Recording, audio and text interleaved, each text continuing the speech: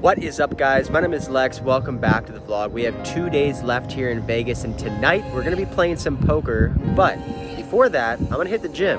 And today, I'm going to take you guys there with me.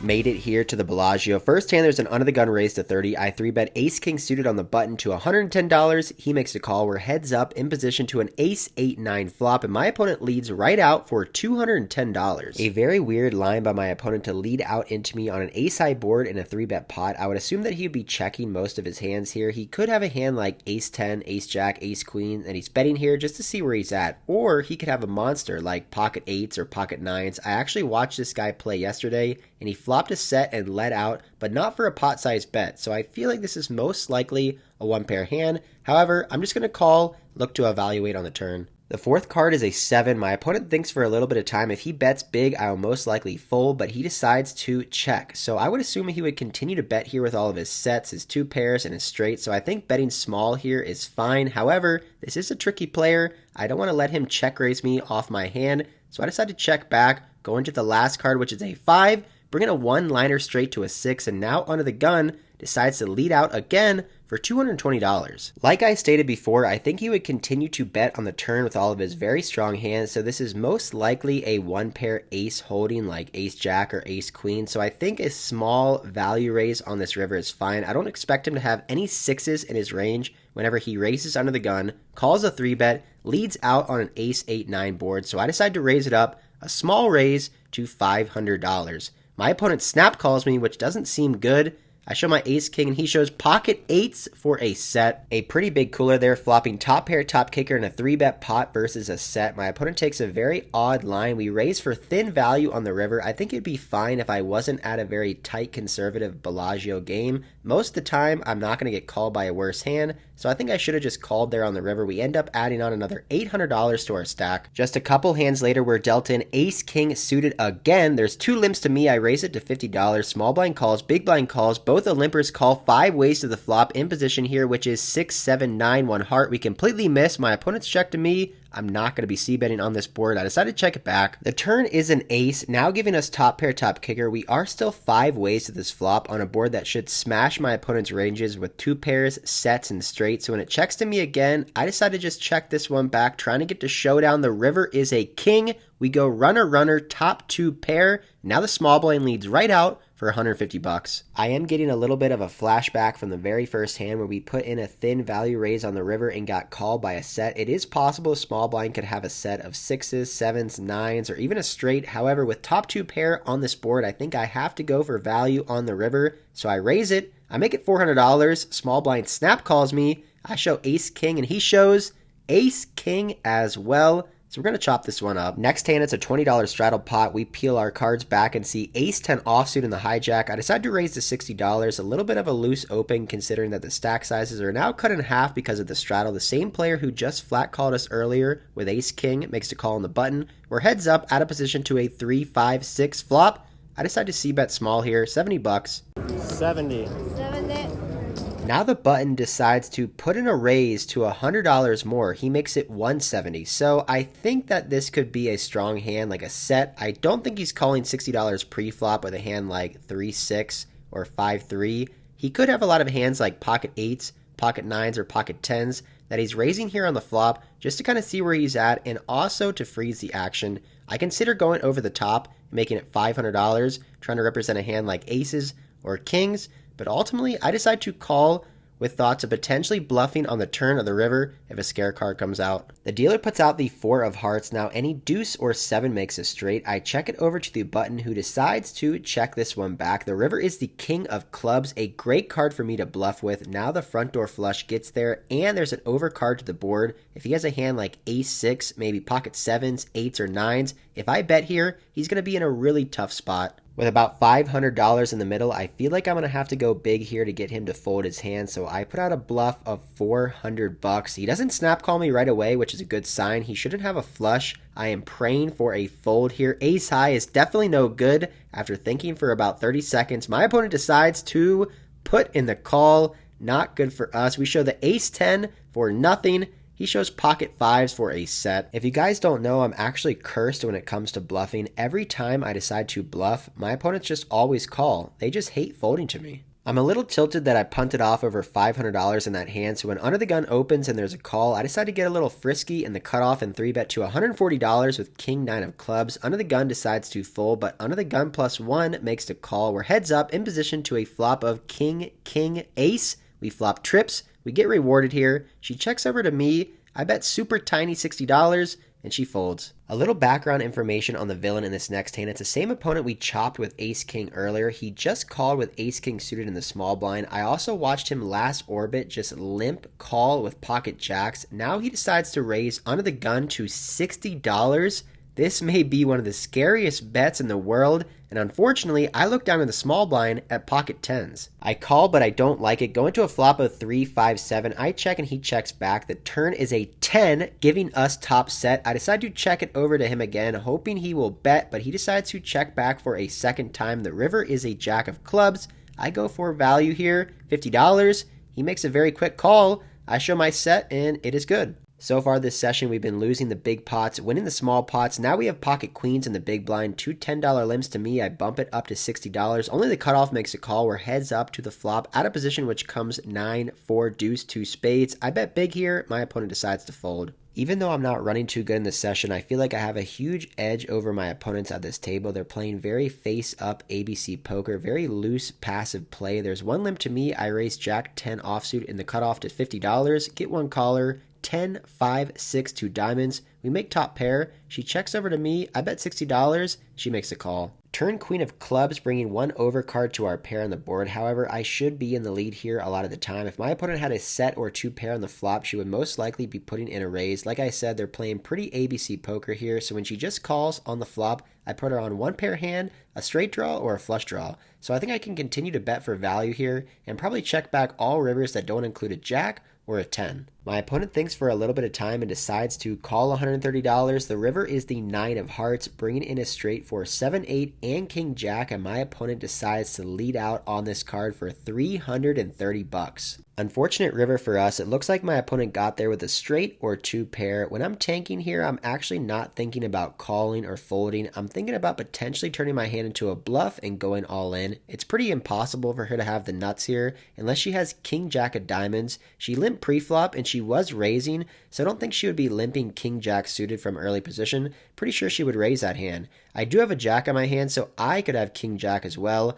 However, like I said earlier, people hate to fold to me. I'm a little on tilt and I'm down money. If I shove all in here and get snap called by a straight or 2 pair, I'm just going to feel terrible. So after thinking for a while, I think better option is just to fold, and she shows me 7-8 suited for a straight on the river. So I'm pretty sure our bluff would not have worked. Next up, the action folds to me in the cutoff. I raise it up with Jack 8 suited. Big blind makes the call. We see a great board for our hand. Jack 8, 3, 2 clubs, making top 2 pair. He checks over to me. I bet $40. He makes the call. The turn is the 4 of hearts. Great card for us to continue to bet. I decide to size up here to 140 bucks. I size up here on the turn to get max value from his ace jack and king jack holdings that he's never going to be folding to, and to protect against his straight and flush draws. He thinks for a little bit of time and decides to put in $140. We're going to the river, which is the queen of clubs, one of the worst cards in the deck. Brings in now 9-10 for a straight. The front door flush gets there, and queen jack is now beating us. I was planning on going for 3 streets of value with my hand, but on this river card, I ultimately decide to check this one back, and it's a good thing we did. My opponent chose pocket 3s for a flopped bottom set. So 2 pair versus a set on the flop. We get coolered again, but luckily this time the board run out saves us. Next hand, the same player from last hand limps under the gun. Like I said, pretty soft passive game. You usually don't see much limping in early position at these 5-10 at Bellagio games, so I'm definitely grateful to be at a good table. I raise it up to $50 with ace queen. He makes the call. We see a board of ace, ace, 3, flopping trips. All right. Seems pretty good. Does he have pocket 3s again? Hopefully not. He checks to me, and on this board, I decide to trap and check this one back. Jack of spades on the turn, now giving my opponent potentially some flush draws or straight draws we can get value from. He checks now again. I decide to bet $50. He makes the call. The river is a 3. We make a full house. If he has quad 3s, we're just going to lose our whole stack. He checks over to me again. Not going to be checking back here with a full house. I bet $110. He goes into the tank for about 2 minutes, and ultimately he pays us off. So we show and we're good. I'm pretty sure he just had a jack or a middling pocket pair. We finally take down a decent pot. Moving along, under the gun plus 2 raises to $30. I have ace king suited for the 3rd time tonight. In the small blind, I decide to bump it up 5x here, $150. I decide to go big because we both have about $2,000 in our stack, and I'm out of position.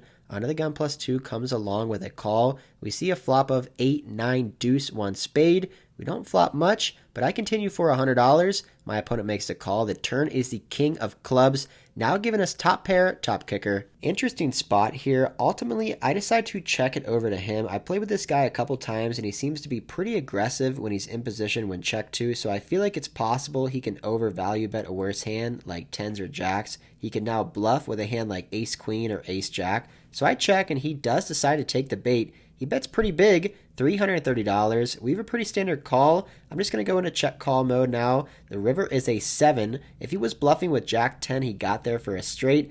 I'm going to continue with the plan and check over to him.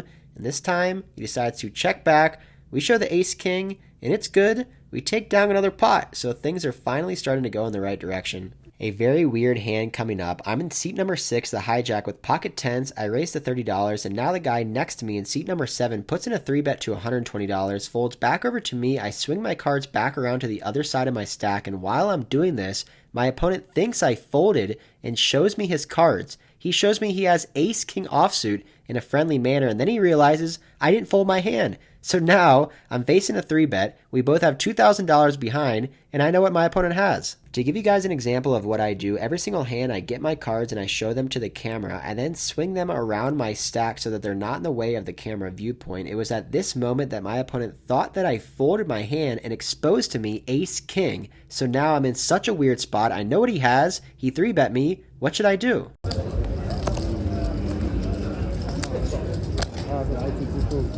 I saw it. I didn't mean to, you know? Yeah, no, I took you food. No. Okay. What should I do? Whatever I will say whatever the gentleman will do, and then you do from there on. You're better than this. I do, yeah. We can chop? Yeah, you can chop if you want. Alright, just take it back. I have 10. Yeah, you make 20 at least.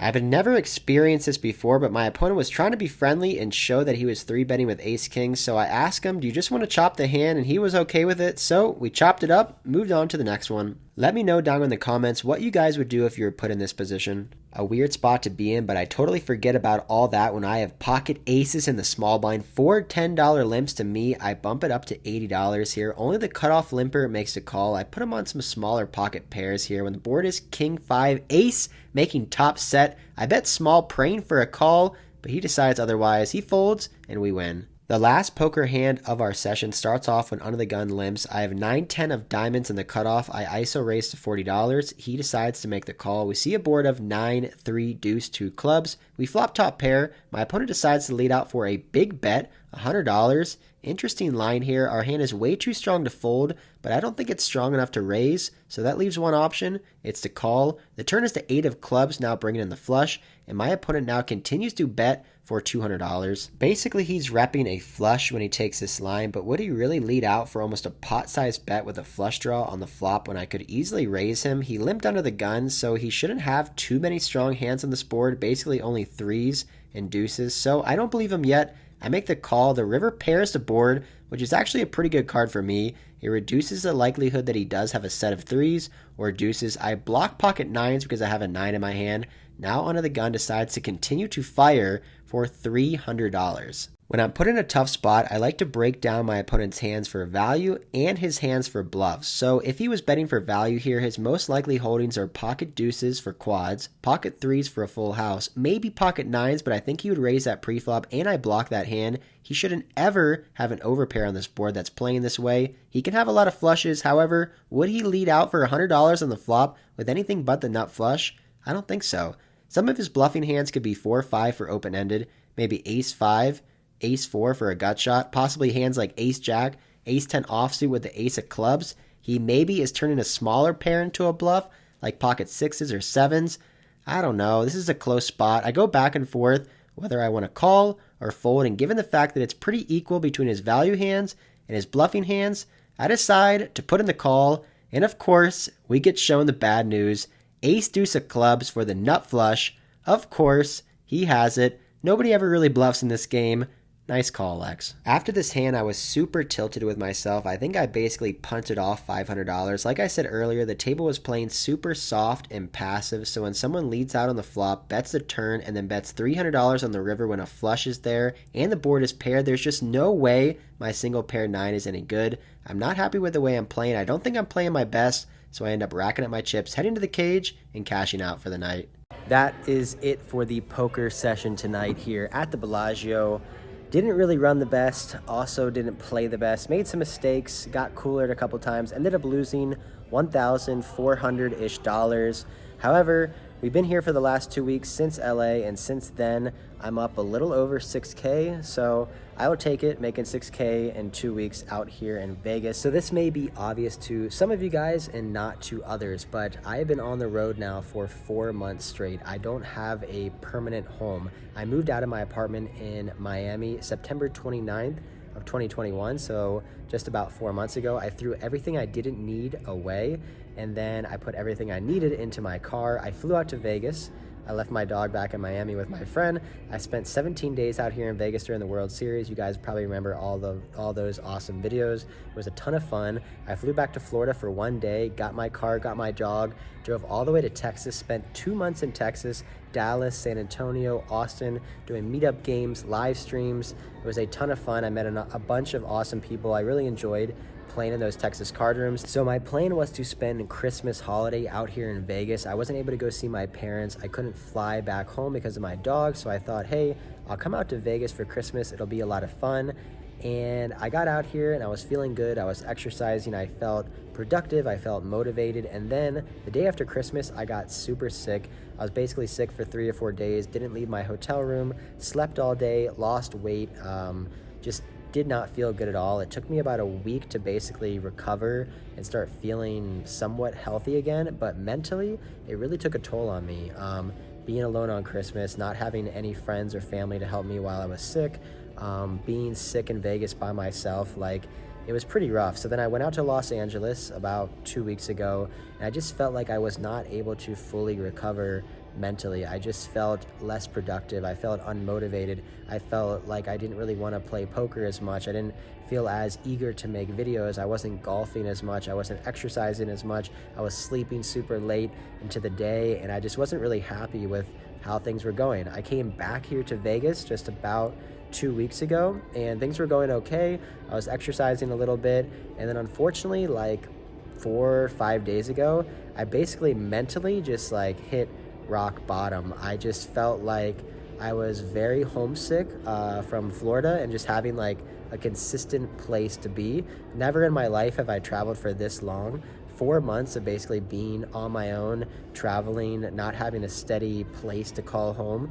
I think it finally got to me, not having a really good friend group, not having a constant gym that I would go to, something I've never done before in my life. And for the last 4 months, I've just been going, traveling, moving, like going to this hotel, packing, unpacking, getting my dog, making videos, playing poker, trying to go to the gym, trying to play golf. Like, it's just been super hectic this last 4 months. And unfortunately, last week, like 4 days ago or something, I just mentally like just was not happy with how things were going, and I had to kind of figure out like, what do I need to do? So obviously this is kind of like personal talk, like not too many people get on their YouTube channel and talk about their mental health, but I have shown you guys the ups and the downs of my poker career, when I'm losing, when I'm winning, and how I'm feeling. And I do feel like there's a ton of influencers in the world on YouTube, on Instagram, that have a ton of following that just showcase their life as this magical, joyful, beautiful, happy place where everything's amazing and everything they do is pretty and nice and easy. And I do feel like in my vlog, like I'm always happy in the camera. I'm showing, you know, me winning money 60 or 70% of the time, and it's like mostly a positive video. And I want to be real with you guys, and if I'm not feeling 100% great with my mental health, I want to express that to you guys too, because maybe it could help someone who's watching the video. Big inspiration to me is Garrett Adelstein. He's a crusher, high stakes poker player, and he constantly talks about his mental health. He's battled with depression and all that kind of stuff, and it has helped me listening to him, and I'm sure he's helped so many other people out there. But I wanted to be real with you guys. I don't want to be fake. I don't want to just put on a smile because I'm behind the camera. I think a main reason behind this is just being on the road for 4 months straight. I mean, it's a rough life, being a nomad, not having a home, not having consistent friends or family or people to talk to that are really like, you know, your people, is difficult. Going into this road trip, I knew that it would be super stressful. I mean, I was on my own, traveling around the country, not knowing how long I'd be gone for, where I would end up, where I might be staying that next week. I had to make hotel reservations, pack, unpack, drive, get my dog, and then the stresses from poker too, the upswings, the downswings, losing money, winning money. I mean, it is a lot. And the fact that I made it 4 months without any kind of mental lapse or mental breakdown throughout this whole thing is somewhat impressive, but I have to make some changes. Obviously, things can't continue to go on the way I've been doing them, and I have to figure some things out. So basically what I've come up with is 2 things. One is my schedule is super important to me. I have to come up with a better morning routine where I'm getting up and I'm not being lazy in the morning. I'm trying to exercise, trying to get out and do productive things, which then leads my day to be way more productive. As you saw this morning, I got to the gym, hit some heavy squats. I felt so much better. I went and got some food. Then I went to play poker. I was done with my poker session at 12:30 p.m., which is exactly the time that I want to be done. So I feel like if I continue this schedule, of having a better morning routine and a better routine throughout the day, it's definitely going to help me mentally. And then also, got to figure out where I want to live. So I've been here in Vegas like 42 days total in the last 4 months, and I love Vegas. It's a great place, but I feel like it's a great place for me for like a week or 2 weeks or 3 weeks. I get super excited every single time I come here, but if I lived here, I feel like that would wear off a little bit. If I was constantly playing at the Bellagio in the Wynn, it would just become another room, and I don't really want that to happen. I still want to have that excitement and that joy when I come to Vegas, so I don't think Vegas is the fit for me. Same with Texas. I really like Texas. I like traveling there, but I don't think it's the place for me. I feel like the best place for me is South Florida. I really enjoyed Hard Rock. I love the staff there. I have great connections with the marketing manager and the floor and everything basically run smooth there with my vlogs. I don't have to worry about anything. Obviously, South Florida weather, you cannot beat. They run 5-10 games all the time. So I wanted to go on this trip and this journey to figure out what I wanted to do. Maybe I wanted to live in Texas. Maybe I wanted to live in Vegas. Maybe I wanted to come back to Florida. And after doing this for 4 months, it kind of opened my eyes that I think Florida is the best place for me. So the plan as of now is in 2 days, I'm heading to Austin, Texas, driving from Vegas to Texas for the Lodge Monster Mash meetup game with Brad, Andrew, and Doug Polk. Gonna be making 3 videos there. Then I think I'm gonna go back to Dallas maybe for a week, 10 days or 2 weeks and kind of figure it out. And then eventually make my way back to Florida, where I'll probably spend 3 or 4 months before coming back to Vegas for the World Series of Poker. But long video, long talk, obviously a little bit more personal this time, but I feel like it was definitely something that was needed to be said. And I hope you guys enjoyed this video. Hope you guys enjoyed the beginning part, going to the gym, and even this talk. Hope you guys enjoyed this video. If you did, hit that like, subscribe, comment down below, and until next time, I'll see you.